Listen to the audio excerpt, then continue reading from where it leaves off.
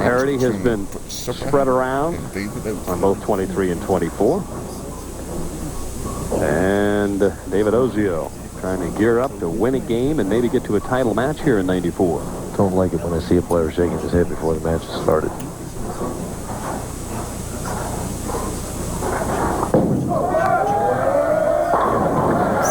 Beautiful shot by Butch Soper to open up the semifinal. You got to realize that in the position round last night, going into the 10th frame, Butch was 1 pin losing. Pete Weber opened, Butch struck. That's why he's here.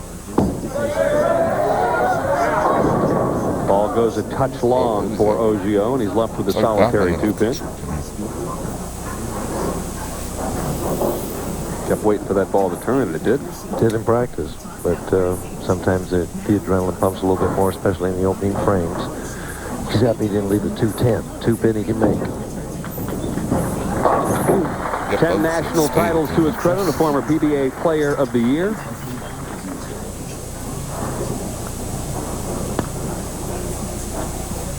And my question to you is he a better bass fisherman than he is a bowler? No. I've never seen him fish, but he's a great bowler. At least in my opinion. Come back to his 5 steps. He practiced with 4 for a while.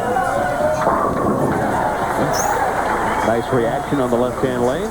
It's all execution with David. Execution and attitude. A grinder and a stroker. Butch is much more even keel, though. David goes up and down far more. Fallback City on lane 24 for Butch Soper, who opens up with a double. For all of our racing fans on ESPN, we've got an outstanding race coming your way from Australia. 8 a.m. Eastern Time on Sunday.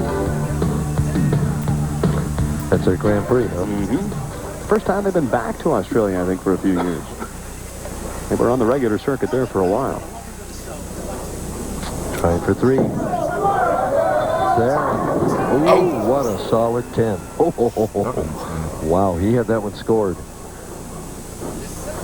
Butch was heading back to the bench with a turkey. Yeah, I mean, that surprised him. That surprised him. What you watch is that 6-pin second from the right. It's going to go right around there in a hurry. That's why I'm sitting there.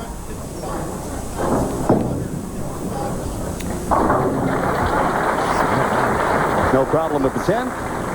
And Ozio on a strike in the second. See, the thing is, he probably won't move off that 2-pin. He'll probably try and throw it just a hair slower or get through it a hair better, and that's very touchy.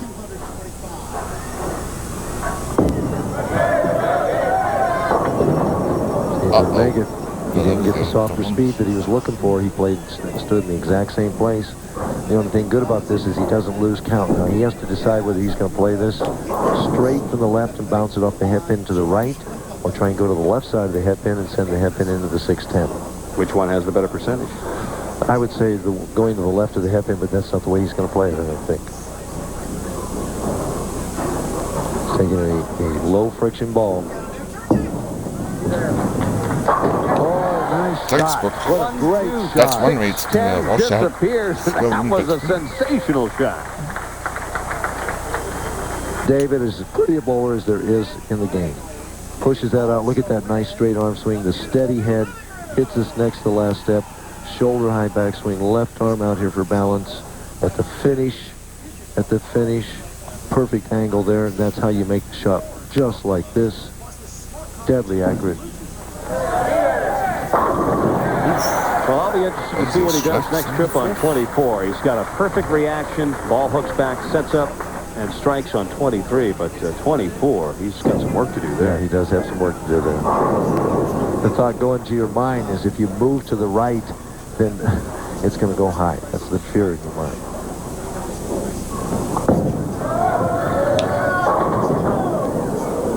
Well, Soper now with a wrinkled nose as the 5-7 is up. I think I can make that, but I'm surprised it's still standing. Well, in a way he is, in a way he's not. He expects a certain amount of those. He left one of those in the position round last night, made it like it was the 5-pin.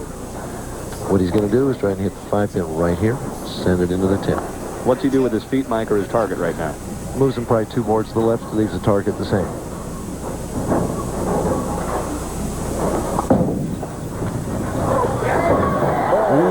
Well, he had to do it the tricky way. He had to go to the left of the 7 and bounce it back off. Well, just get a little excitement into it here. Do you get style points? Yeah, he gets style points for that. Watch it. 5-pin goes, and then back up. Just like that. Keeps his lead. 7 pins ahead. Just hope all the fans out there appreciate how great these guys are playing right now on a very tricky set of lanes. Very challenging, but not easy at all.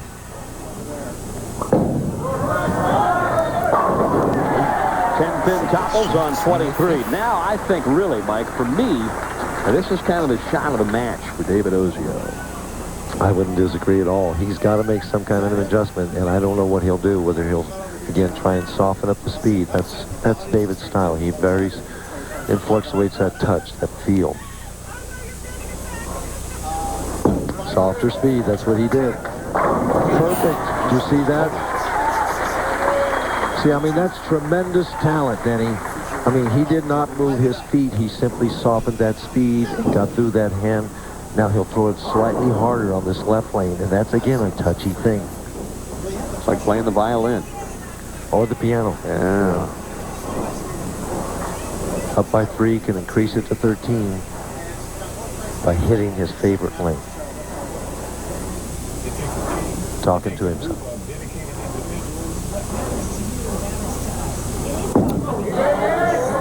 Perfect. Oh, what a shot. Like I said, the strike on 24 gave him the momentum. A 3-bagger for Ozio, a 13-pin lead. And we'll come back for the completion of the semifinal in the Brunswick Memorial World Open right after these messages. You started on the path to home ownership.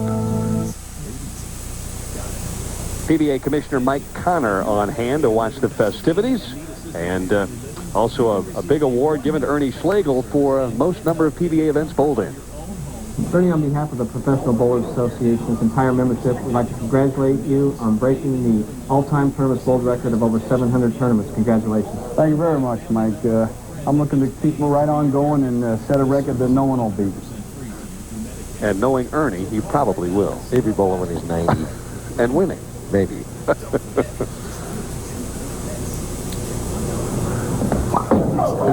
Soper. And winning. Did you see he and Ernie matched up together in their 80s? Be a good match. Oh. They'd still be competing, though. Soper right back in the match. That was a big double.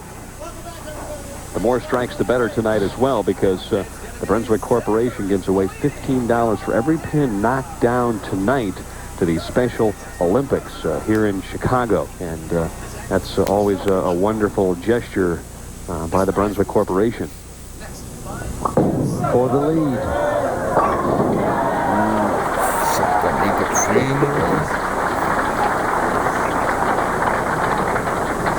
Well, Denny, you talked about the shot on this lane the last time being a big shot.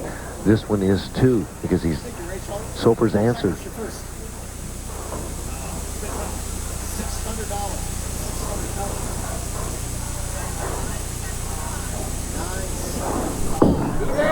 Very soft inside.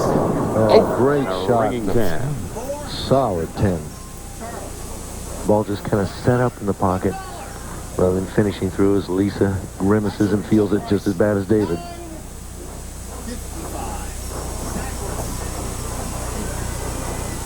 I would think that Heather and Haley, the two daughters of David and Lisa, are glued to the television set down there in Vidor, Texas.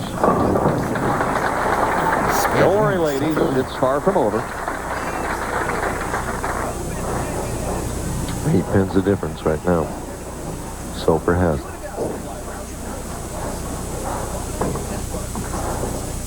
David has to get himself back on track, get a strike to work him.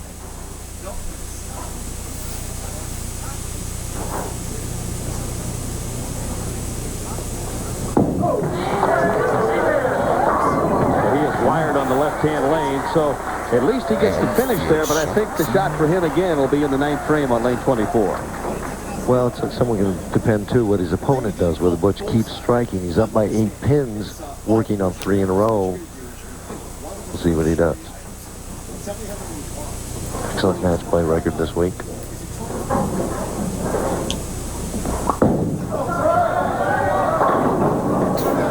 Trying to trip out the 4 pins all over the place, but it stands. The pin's coming around. You wonder whether it's going to hit or not. They were left and right.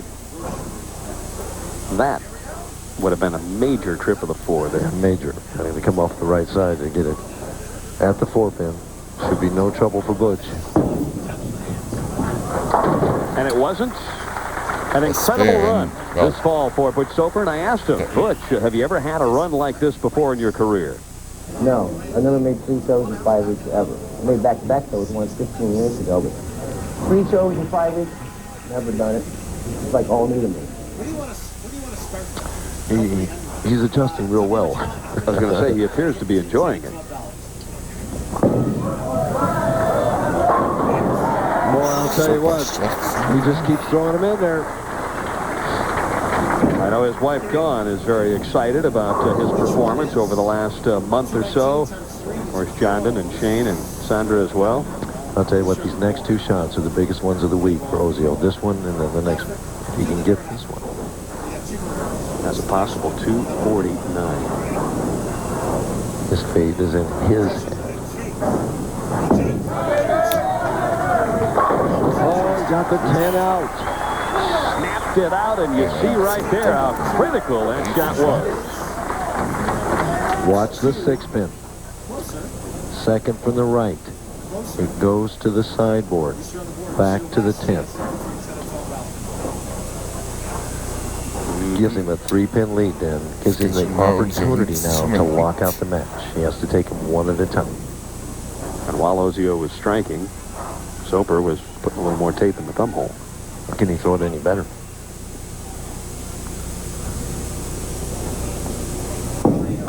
This has been the good lane. Until now. Oh, look at that pin just laid down in front of the chin, and Ozio realizing that may be the difference between winning and losing. It certainly may, the way Butch strikes in the clutch. Watch the head pin, Dan. Watch the head pin come back off the sideboard. You know, it looked to me so minute that David's backswing was about 2 or 3 inches higher than the time before, and the speed was just a hair harder. The ball broke a little later. He has the spare, still has the lead, but his fate is not in his hands now. A strike, and he finishes with 228, forces Butch to get the first one in the 10th. He needs 9 at least, Denny, to force him to strike.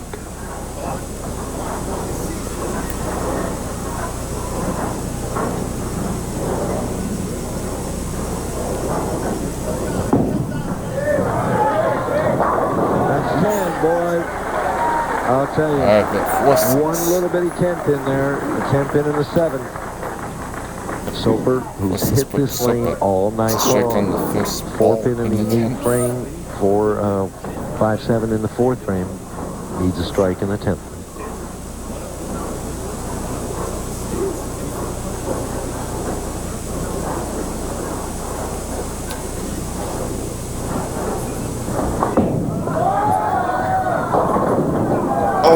For it all, and went high, and Ozio grasping the back of his head. Wow. Says, man, oh man, did I just jump right out of the fire there? Soper, a gutsy performance tonight, will end up 3rd. And you can see Butch just flinching himself. He had a chance, and that's all you ever asked for. That's all Butch would ask for, that's for sure, Denny, because, you know, he struck out to win the last game. I'm sure when Butch got up there, he felt he was going to throw a good shot. He just came over the top a little bit too much. Left of his target. It was his fault, not the lane. Based on Ozio's reaction, there wasn't any doubt in David's mind that Butch was going to strike. No doubt. All right, Ozio and Soper put on a